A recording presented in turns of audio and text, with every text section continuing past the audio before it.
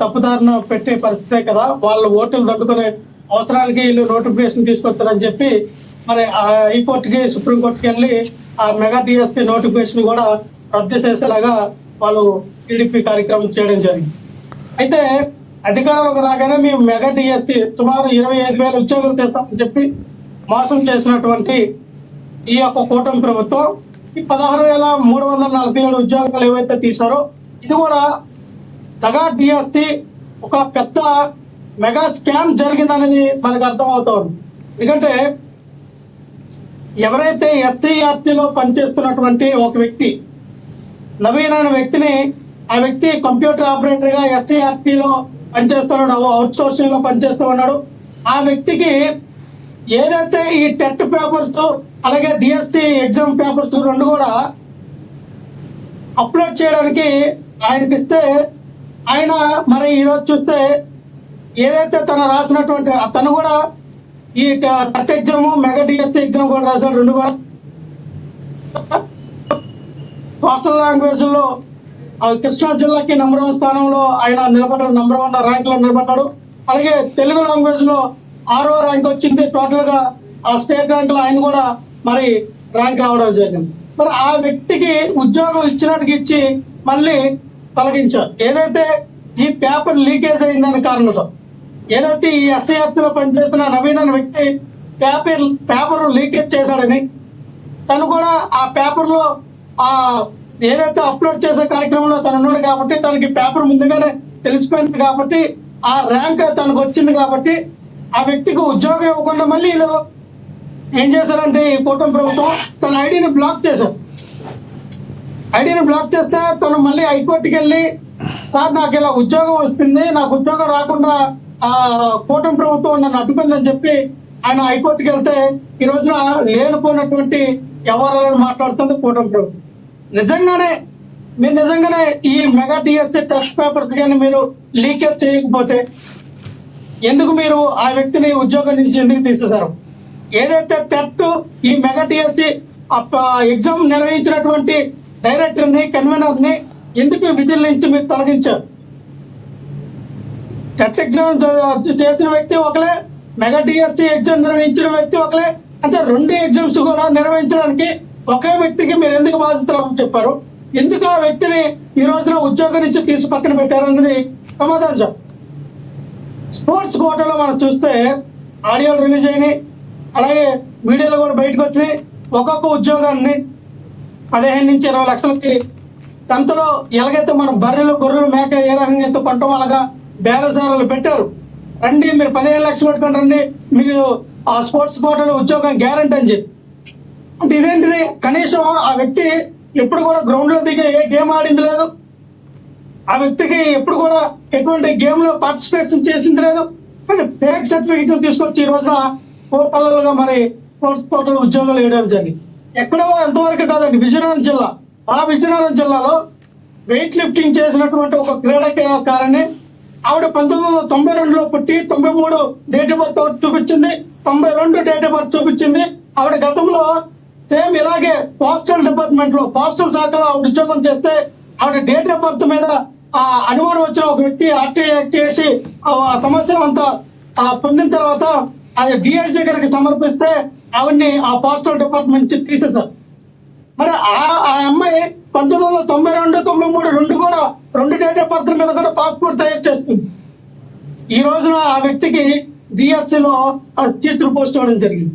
అంటే గతంలో నిర్వాహకనే postal department నిర్వాహకనే తప్పని అన్నప్పుడు ఈ రోజున మెగా డిఎస్సిలో ఎలాగా ఆవిడకి మీరు కోర్సు కోటలో ఉద్యోగం ఇచ్చారు? దీనిపై సమాధానం చెప్పండి అంటే సమాధానం చెప్పు. క్రిస్టల్ క్లియర్ ఆధారాలు ఉన్నాయి కదా.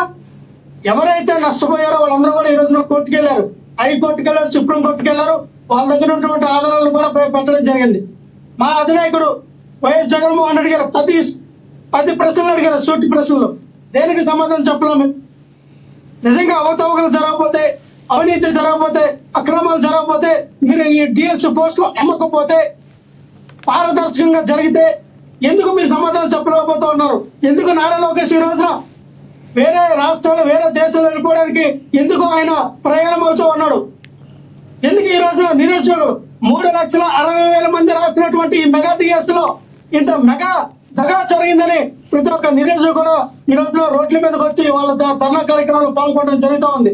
అంటే కూటమి ప్రభుత్వం నిర్వహించినటువంటి మెగా డిఎస్ లో ఇటువంటి అవకతవకలు జరిగాయి. లక్ష్మణరావు గారు అక్కడ సంబంధించి లక్ష్మణరావు గారు నవీన్ అనర్హత విషయానికి సంబంధించి నిబంధనల ప్రకారం ముందస్తు అనుమతి లేకుండా పరీక్ష రాశాడని సర్టిఫికేట్ వెరిఫికేషన్ గైర్హాజరు కావడంతో రూల్ ప్రకారం అతడి అభ్యర్థిత్వం రద్దు చేసినట్లుగా విద్యాశాఖ చెప్తుంది.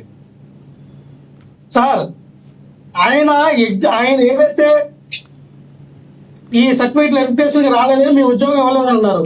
సర్టిఫికేట్ వెరిఫికేషన్ రాలేదని ఉద్యోగం ఇవ్వలేదని వ్యక్తులు ఆయన ఫోన్కి ఎందుకు మెసేజ్ పెట్టారు, ఆల్ లెటర్ ఎందుకు పంపించారు? అది చూస్తే ఆయన ఐడి బ్లాక్ చేశారు. అసలు ఐడి ఎందుకు బ్లాక్ చేశారు? ఏదైతే తన క్వాలిఫై అయినటువంటి ఆ డిఎస్ లో ఆయన ఆ ఐడి ఆయన ఓపెన్ చేసి చూస్తే ఆయనది బ్లాక్ అయ్యి ఉంది ఐడి. ఎందుకు బ్లాక్ చేశారు? మీరు నంబర్ 1 ర్యాంక్ ఎందుకు తొలగించారు?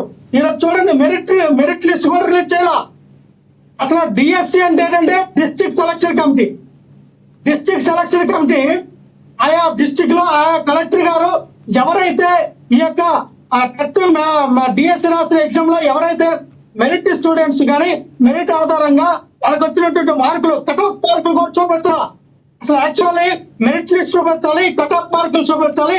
ఈ కటాఫ్ మార్కుల లిస్ట్ కూడా చూపించకుండా మెరిట్ లిస్ట్ బయటకు రాకుండా వీళ్ళు చేసినటువంటి గందరగోళం. ఒక కలెక్టర్ గారు ఆ యొక్క ఆ జిల్లాలో ఎవరైతే మెరిట్ ద్వారా సెలెక్ట్ అయ్యారో, ఎవరైతే సెలెక్ట్ అయ్యారో ఆ సమ్ పీపుల్ లిస్టు తయారు చేసి పంపిస్తారు.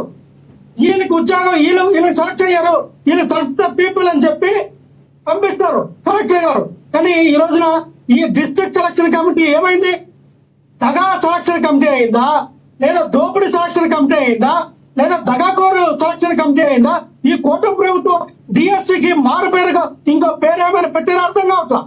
సార్ ఈ రోజు నిరుద్యోగులు ఎన్నో సంవత్సరాలుగా ఎదురు చూస్తే ఒక్కొక్కరు 30-40 సంవత్సరాలు ఆ ఏజ్ బార్ అయిపోయిన వ్యక్తులు కూడా ఉన్నారు. అయ్యా ఈ ఉద్యోగం వస్తే నా కుటుంబం బాగుపడుతుంది, నా కుటుంబానికి ఉన్న ఆర్థిక సమస్యలు పోతాయి అని ఎన్నో కుటుంబాలు ఎదురు చూసినటువంటి ఈ యొక్క ఉద్యోగాలు కూడా మీరు అమ్ముకుంటే చెంతలో పేరసారాలు ఆడుతూ ఉంటే ఈ నిరుద్యోగులు ఎవరు చెప్పుకుంటారండి? ఆ ఆవేదన ఎవరు చెప్పుకుంటారండి? ఈ రోజున ఏజ్ బార్ అయిపోయిన వ్యక్తుల సంగతి ఏంటండి? వాళ్ళు ఆత్మహత్య చేసుకుని చచ్చిపోతే వాళ్ళ పరిస్థితిగా ఈ కూటమి ప్రభుత్వం కాదా? అంటే ఏజ్ లిమిట్ అయిపోయిన పరిస్థితి ఏంటి? మీరు ఉద్యోగాలు అమ్ముకుంటే ఏజ్ లిమిట్ అయిపోయిన పరిస్థితులు. అయ్యా ఈ పాపం పెళ్లిళ్ళు చేసుకోకుండా వాళ్ళకి ఇంకో లక్ష్యం లేకుండా నేను టీచర్ అవ్వాలి, నేను ఎలాగైనా ఆ గవర్నమెంట్ ఉద్యోగం టీచర్ అవ్వాలనే సంకల్పంతో ఒక్కొక్కరు 10-15-20 కష్టపడి చదివిన వ్యక్తులు కూడా ఉన్నారండి.